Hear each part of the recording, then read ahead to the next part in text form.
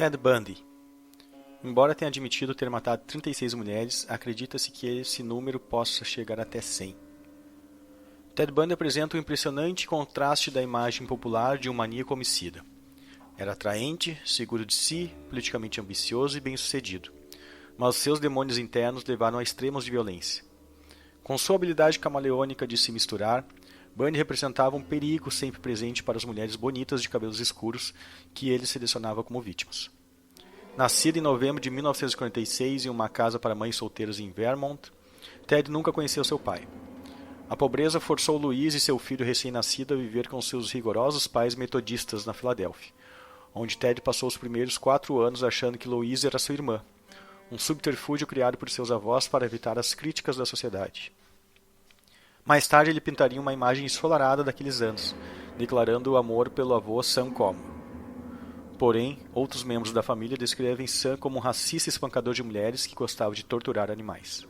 Em 1950, Ted e sua mãe se mudaram para Tacoma, Washington, onde ela conheceu e se casou com John Bundy, em maio de 1951.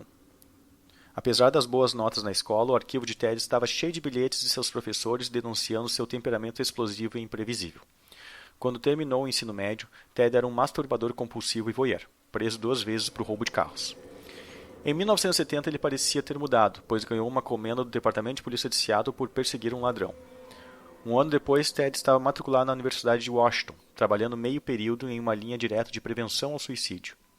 Por trás da fachada cívica, no entanto, as fantasias mórbidas de Ted estavam se aproximando a um ponto de explosão. Linda Haley foi sua primeira vítima. Em 31 de janeiro de 1974, ela desapareceu de seus alojamentos no porão de Seattle, deixando lençóis ensanguentados para trás e uma camisola manchada de sangue pendurada no armário. Susan Clark havia sido espancada algumas semanas antes em sua cama, a apenas alguns quarteirões deste último ataque, mas ela sobreviveu e se recuperou. A polícia não tinha provas persuasivas de qualquer padrão ainda, mas não demoraria a obtê-las. 12 de março, Donna Gayle Manson, 19 anos, desapareceu a caminho de um concerto em Olympia, Washington. Em 17 de abril, Susan Harcourt, 18 anos, desapareceu em seu caminho para assistir a um filme em Annisburg. Em 6 de maio, Roberta Parks, de 22 anos, não retornou de um passeio em seu bairro. Em 1º de junho, Brenda Ball, de 22 anos, deixou um bar em Seattle com um homem desconhecido e desapareceu. 10 dias depois, Georgiana Hawkins, de 18 anos, entrou para a lista de mulheres desaparecidas. Agora os detetives tinham um padrão. Todas as mulheres desaparecidas eram jovens, atraentes, com os cabelos escuros repartidos no meio e batendo no ombro. Elas poderiam passar por irmãs, algumas por gêmeas, tamanha semelhança. Nenhum cadáver havia aparecido ainda, mas a polícia se recusava a acalentar falsas ilusões de um final feliz para o caso. Em 14 de julho, jovens reuniam-se às margens do lago Sammamish para aproveitar o verão. Antes que o dia terminasse, mais 2 nomes seriam acrescentados à lista de mulheres desaparecidas. Janice Ott, de 23 anos, e Denise Naslund, de 19 anos. Algumas testemunhas lembravam-se ter visto Ott conversando com um homem que usava uma tipóia para sustentar um braço engessado. Seu nome seria Ted. Com o relatório em mãos, os detetives encontraram outras testemunhas do sexo feminino que teriam sido abordadas por Ted. Em cada caso, ele pedia que o ajudassem com seu barco. As prestativas vítimas seguiam-no até onde seu Fusca estava estacionado. Não havia sinal de nenhum barco, o que despertou suspeita em algumas mulheres, as quais fugiram. A polícia agora tinha uma descrição justa de sua presa e seu carro. As notícias sobre o possível agressor provocaram uma série de ligações telefônicas que denunciavam suspeitos. Uma delas citava o estudante universitário Ted Bundy. As autoridades checaram, mas ele foi considerado completamente limpo.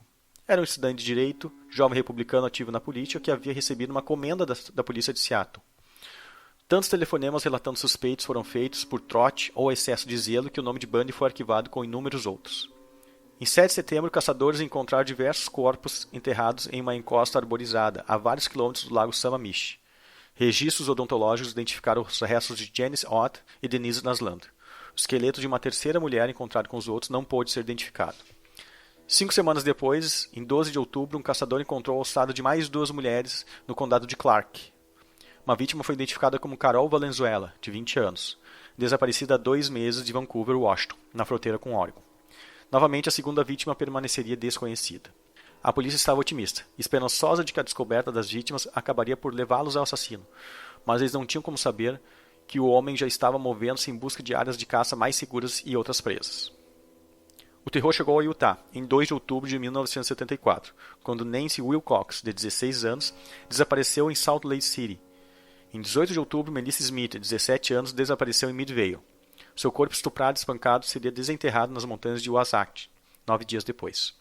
Laura Aimee, 17 anos, entrou para a lista de desaparecidos em Orem, em 31 de outubro, enquanto caminhava para casa.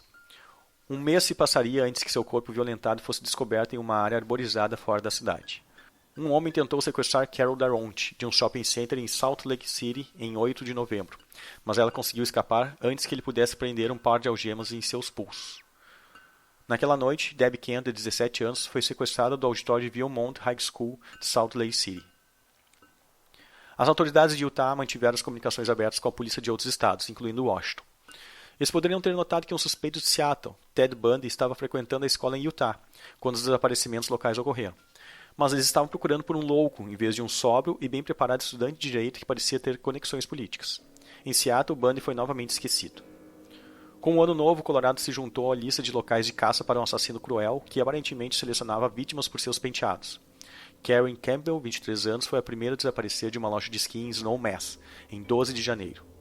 Seu corpo estuprado e agredido foi encontrado em 17 de fevereiro.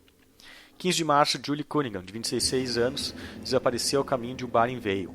Um mês depois, Melanie Cooley, de 18 anos, desapareceu enquanto andava de bicicleta em Netherland. Ela foi descoberta 8 dias depois, morta, com o crânio esmagado, com o jeans puxado para baixo em torno de seus tornozelos. Em 21 de julho, Shelley Robertson, de 24 anos, foi acrescentada à lista. Seus restos mortais foram encontrados em 23 de agosto, descartados em uma mina perto do passo de Berthold. Uma semana depois da derradeira e definitiva descoberta, Ted Bundy foi preso em Salt Lake City, por suspeita de roubo. Sua direção errática atraiu a atenção da polícia, e um exame de seu carro revelou itens peculiares, como algemas e um par de meia-calça com buracos para os olhos, cortados para formar uma máscara. No porta-luvas havia recibos de gasolina e mapas que ligavam o suspeito a uma lista de resorts de esqui do Colorado, incluindo Vail e Snowmass. Carol Daronte identificou Ted Bundy como o homem que o atacou em novembro, e seu depoimento foi suficiente para condená-lo por uma acusação de tentativa de sequestro. Outros estados esperavam por Bundy, e em janeiro de 77 ele foi levado para o Colorado para julgamento pelo assassinato de Karen Campbell, em Snowmass. Ele fugiu da custódia em junho e foi recapturado depois de 8 dias na estrada. Em 20 de dezembro ele tentou novamente, e conseguiu fugir até Tallahassee, na Flórida, onde encontrou acomodações nos arredores da Florida State University. Suspeito em várias mortes, Bundy havia conseguido um novo terreno de caça. Na madrugada de 15 de janeiro de 78, ele invadiu a casa da fraternidade Chi Omega, armado com um pesado taco de madeira. Antes de partir, 2 mulheres haviam sido estupradas e mortas. Uma terceira ficou gravemente ferida pelos golpes que ele fez em sua cabeça. Dentro de uma hora, ele entrou em outra casa, a poucos quarteirões de distância, para espancar a outra vítima em sua cama. Ela também sobreviveu. Detetives descobriram marcas de mordidas nos cadáveres de Lisa Levy, de 20 anos, e de Margaret Bowman, de 21 anos, uma evidência aterradora do fervor de Bundy no momento da morte. Em 6 de fevereiro, Ted roubou uma van e dirigiu até Jacksonville, onde foi flagrado tentando sequestrar uma estudante. 3 dias depois, Kimberly Leach, de 12 anos, desapareceu de uma escola próxima. Ela foi encontrada na primeira semana de abril. Seu corpo foi descoberto perto do Parque Estadual de Suwannee. A polícia de Pensacola avistou Bundy em 15 de fevereiro e o capturou enquanto tentava fugir a pé.